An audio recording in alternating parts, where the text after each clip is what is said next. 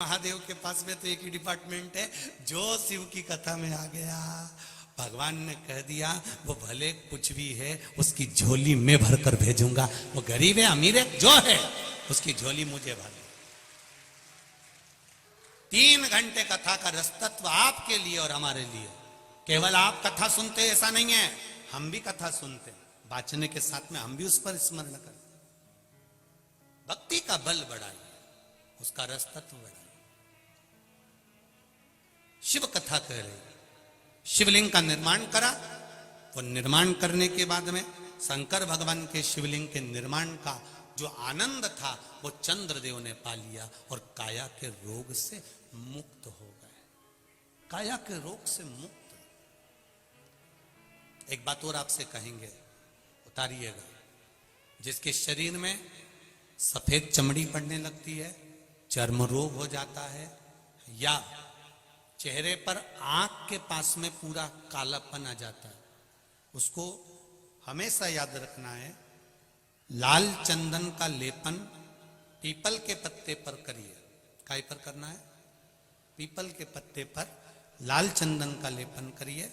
लेपन कर कर सोमवार की अष्टमी के दिन उसको लेपन कर कर वापिस निकाल कर शंकर भगवान पर उसका धीरे धीरे त्रिपुंड बनाकर लेपन करना प्रारंभ करिए। जब आप त्रिपुंड बनाकर लेपन करना प्रारंभ करें, उसके बाद उस चंदन को जो सोमवार की अष्टमी है तब निकाल कर लिया है और निकाल कर लाकर उसको डब्बी में रख लें। उस चंदन का प्रयोग चर्म रोग के स्थान पर थोड़ी थोड़ी मात्रा में करना प्रारंभ करें, पानी के साथ मिलाकर। परंतु उस चंदन को केवल 6 से 7 दिन में प्रयोग करिएगा, ज्यादा नहीं। धीरे धीरे चमड़ी, परंतु उसको सोमवार की अष्टमी के दिन सिद्ध कर कर बनाना है। उसको सोमवार की अष्टमी के दिन चढ़ाना है श्री शिवाय नमस्तुभ्यम या ओम नमः शिवाय या पंचाक्षर मंत्र या महामृत्युंजय मंत्र, जो आपको आता हो, शिव जी का जो नाम आपको याद हो उसको बोलकर चढ़ा, उसको लिया, फिर उसको अपने शरीर पर लगाना प्रारंभ करो।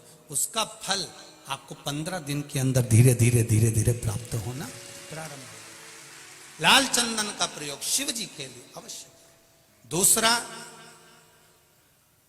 जब विषम परिस्थिति आ जाए, ऐसा लग रहा है कि आपने पशुपति व्रत कर लिया, सोमवार की अष्टमी का प्रयोग कर लिया, मैंने शंकर जी की आराधना कर ली, तो भी विषम परिस्थिति चल रही है, अभी तक कोई सुधार आने को तैयार नहीं है, तब शंकर जी के मंदिर में जब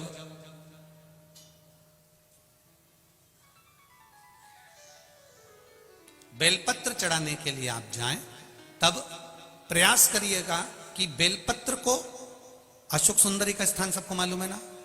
बोलो जम के बोलो जरा, मालूम है सबको? अशोक सुंदरी वाली जगह पर बेलपत्री को, डंडी वाली जो जगह है जहां से पानी बहकर जाता है, उधर रखना। उसी बेलपत्री को वापस उठाना। शिव जी के शिवलिंग पर जब बेलपत्री रखो तो डंडी का भाग, आप यहां बैठे हो तो डंडी का भाग पीछे की ओर होना चाहिए। शिवलिंग जैसे ये है तो डंडी का भाग पीछे की ओर, उसको रखकर 7 लोटा जल भगवान शंकर पर समर्पित कर दीजिए, अपने भाव को रखते हो। अगर विषम परिस्थिति चल रही है, आपने पशुपति व्रत कर लिया, सोमवार की अष्टमी का कर लिया, उसके बाद भी कार्य नहीं हो रहा, अटक रहा है किसी कारणवश, कोई फाइल मोटी है, थोड़ा समय लग रहा है, तो 7 लोटा जल का प्रयोग करें। धीरे धीरे 7 लोटा जल शिव जी को बाल्टी में भरकर ले जाएं अपने घर से। 7 कलश जल शिव जी को समर्पित करना है और समर्पित करने के बाद उस बेलपत्री को वापिस अपने ही घर पर लेकर आ जाना। 11 दिन 21 दिन उसको रखो, फिर उसका विसर्जन वापिस किसी नदी, सरोवर, तालाब या वृक्ष के नीचे कर दीजिए। बाबा हाथ पकड़कर बाहर निकाल ही देगा। परिस्थिति अगर बहुत विचित्र, विषमता, बहुत विषम परिस्थिति में उस जगह पर इसका प्रयोग कर सकते।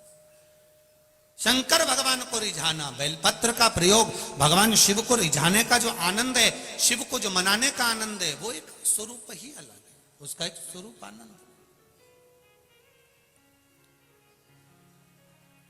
शंभु शरणे पड़ी मांगू घड़ी रे घड़ी, दुख काटो दया करी न दर्शन। शिव की आराधना का फल प्राप्त करें।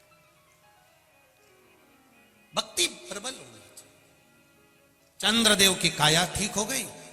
आज दक्ष प्रजापति की सभा लगी है, शिवजी जाकर बैठ गए।